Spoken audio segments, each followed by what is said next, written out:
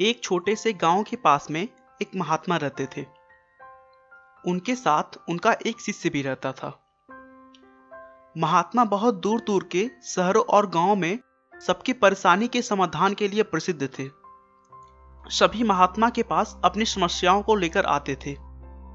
एक दिन शहर से हट्टे कट्टे दो नौजवान उनके पास आए। महात्मा ने देखा कि वो बहुत निराश दिख रहे थे। उन्होंने उन दोनों नौजवानों को अपने कुटिया में आकर बैठने के लिए कहा। अंदर आते ही एक नौजवान बोला, महात्मा जी, हमने सुना है कि आप हर समस्या का समाधान जानते हैं और आपके पास जो भी समस्या लेकर आता है उसे आप खाली हाथ नहीं लौटाते। हम भी आपके पास बहुत उम्मीद लेकर आए हैं। महात्मा उसे हाथ दिखाकर शांत होने का इशारा करते हैं और अपनी समस्या बताने के लिए कहते हैं।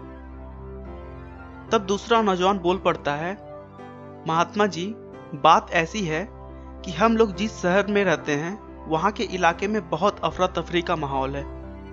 वहाँ आवारा लोग आकर बस गए हैं, जो सड़कों पर गुजरते हुए लोगों से बदतमीजी करते हैं और आते जाते लोगों को गालियां भी देते हैं। कभी कभी तो हाथापाई भी करते हैं। आप ही बताइए कि ऐसे समाज में कौन रहना चाहेगा। दोनों नौजवान की बात सुनकर महात्मा जी चारपाई से उठे। यह समस्या बहुत गंभीर है, ऐसा बोलते हुए वो कुटिया के बाहर आ गए। नौजवानों ने बाहर जाकर देखा, वो शांत खड़े अपने कुटिया के सामने वाली सड़क को देख रहे थे। कुछ समय के बाद महात्मा ने मुड़कर दोनों नौजवानों से बोला, बेटा, क्या आप मेरा एक काम करोगे? दोनों युवाओं ने बोला, ये तो हमारा सौभाग्य होगा। महात्मा ने अपनी उंगली से दूर इशारा करते हुए बोले, ये सड़क देखो, जहां ये सड़क मुड़ती है वहीं सामने एक बड़ा नीम का पेड़ है। जरा मेरे लिए वहां से कुछ नीम के पत्ते तोड़ लाओगे? महात्मा के कहने पे दोनों नौजवान नीम के पत्ते लेने चले जाते हैं। अभी वे आधे दूर ही गए होते हैं कि बहुत सारे पागल कुत्ते उन्हें घेर लेते हैं और भौंकने लगते हैं। नौजवान बहुत डर जाते हैं, लेकिन फिर भी हिम्मत करके वो आगे बढ़ते हैं। कुछ दूर और आगे जाने पे और भी ज्यादा कुत्तों का झुंड उनके पीछे पड़ जाता है। अब अगर वे आगे बढ़ते तो कुत्तों की वजह से उनकी जान भी जा सकती थी। दोनों नौजवान वहीं से वापस आ जाते हैं और महात्मा को उन पागल कुत्तों के बारे में बताते हैं।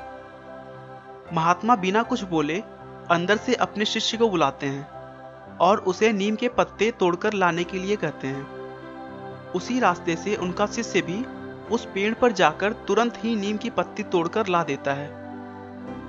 दोनों हट्टे कट्टे नौजवान ये देखकर आश्चर्य करने लगते हैं कि इसे कुत्तों ने क्यों नहीं काटा। फिर महात्मा बोले कि जानते हो मेरे शिष्य को आवारा कुत्तों ने क्यों नहीं काटा?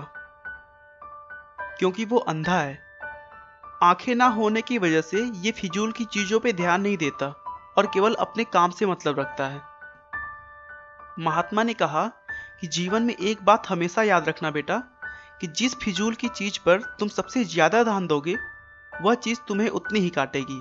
इसीलिए अच्छा होगा तुम अपना ध्यान अपने लक्ष्य पर रखो। दोस्तों, हमें भी अपने जीवन में इस बात को फॉलो करना चाहिए। अपने लक्ष्य को आप इतना महान बना दीजिए कि व्यर्थ के लिए आपके पास समय ही ना बचे। आपका बहुमूल्य समय देने के लिए बहुत बहुत धन्यवाद। इस वीडियो को लाइक करके आप हमारा मनोबल बढ़ा सकते हैं। मैं हर रोज एक नई मोटिवेशनल और इंस्पिरेशनल वीडियो के साथ आता हूं। दोस्तों, अगर आप हमारे वीडियो को मिस नहीं करना चाहते तो कृपया चैनल को सब्सक्राइब कर लें। आपको यह कहानी कैसी लगी हमें कमेंट करके जरूर बताएं। धन्यवाद।